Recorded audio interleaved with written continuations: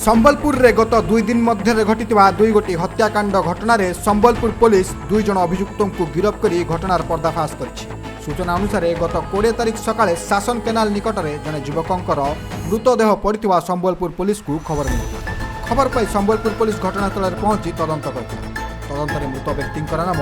राजा BC और राजा को हत्या करथिबा व्यक्तिर नाम आकाश रंजन नाग बोली पुलिस सूचना प्रदान करिछि। देखो गतकाली सकाळ 6:30 पाखापाखि आम पाख गोटे खबर आसाला जे गोटे डेड बॉडी आमर जो लैब डाइक अच्छी बलबसपुर पाखे जो केनालटा अच्छी शासन केनाल से पाखे जो पत्थर पेचिंग अच्छी तारी ऊपर गोटे 21-22 वर्ष गोटे डेड बॉडी पुओ पिलार डेड बॉडी पड़ी से आमर शासन आई आम समस्ते पहुँची गलापर आइडेंटिफाई होता सेटा राजा बिसी बापाना गणेश बिसी मातृविहार आम जो रही शांतिनगर सीटीआर पिलाटा तो से फैमिली आम सब पहुँची बापा गणेश बिसी रिपोर्ट आधार में शासन थाना case number 84/2024 under section 303 IPC registration होता से आमर जेहेतु सारा अननोन थिला तो एसपी आमर संबलपुर साहेब निर्देश क्रमे आमर 3टा टीम फॉर्मेशन होता से आमर आईसी अठापाली आमर बरईपाली सदर आमर हीराकुद और एसटीपी बुल्ला समस्ते मिसिकी आम काम करते आम टेक्निकल असिस्टेंस नहीं आम से केसटा को विदिन 8 आवर्स भितर डिटेक्ट करूँ से जी एक्यूज अच्छी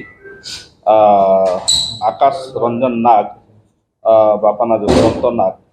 तार घर हूँ एमरामपुर कलाहांडी किंतु रोचे से सिटी स्टेशन पाखे डॉल्फिन होटेल काम करें अरेस्ट करूँ तारे बयान आधार जहाँ जना पड़ता से तार जो मोबाइल रु आम जहाँ किसी वीडियो पाई सीटा जो समलिंगी संपर्क नहीं जहाँ कि द्वारा से जगार से गोटे क्रिकेट बैट रे तार मुंड को फास्ट तक पेलदेला से पत्थर रे जेहेतु डाउन थिला से पड़गला तार मुंड फाटीगला पड़गला से क्रिकेट बैट जो नहीं से क्रिकेट बैट रे तार मुंड को माड़ कर द्वारा तार से स्पॉट ही डेथ होता। सेहीपरि गत 20 तारिख राति 10टा समय अईंठापाली थाना निकटस्थ दुर्गा मंडप पछपटे पप्पू नामक जड़े पॉलिथिन गोटाली पिला को आयुष मुंडा नामक जड़े युवक बिना कारण एक पत्थर आक्रमण कर जहाँ फल घटनास्थल में पप्पूर मृत्यु हुई। आयुष हत्याकांड घटाई फेरार हो जाता बेले पुलिस राति 3टारे आयुष को घर गिरफ्त कर सूचना देते सदर थाना एसडीपीओ तोफान बाग। देखो गतकाल राति 10टा पाखापाखि आम आईसी अईठापाली गोटे खबर आसाला गोटे अननोन लोक को जड़े आयुष मुंडा बोली पिलाटा सी पत्थर छेची देछि तार पत्थर छेचीगला से लोकटा को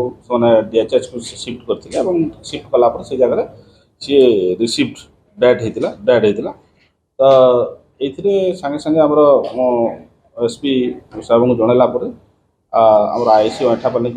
नेतृत्व में टीम जो अच्छी सांगे सांगे से आयुष मुंडा को खोजाखोजी करते 2-3 घंटा भितर एप्रिहेंड करते जहाँ जना से जहाँ अच्छी सुरथ राउत खजुरियापड़ार रिपोर्ट आधार में आमर अईठापाली थाना case number 132/2024 under section 303 IPC registration होती इन्वेस्टिगेशन चलती अरेस्ट कलापर से जहाँ कस्ट जना पड़ता सी गोटे जो आयुष मुंडाटा क्रिमिनाल माइंडेड पिलाटा ता ना आगु भी 6-7टा केस अच्छी तो से एमती आसी कौन कारण किसी ना से गोटे कौन खामखियाली गोटे पत्थर धरिक मुंड उपर पकईदेला से लोकर से जगह हस्पिटाल डेड से आम आयुष मुंडा महानदी विहार अरेस्ट कराई से जो वेपन ऑफ ऑफेंस पत्थर से सीजी आज खराब हो। संबलपुर नवीन दास का रिपोर्ट खबर ओडिशा।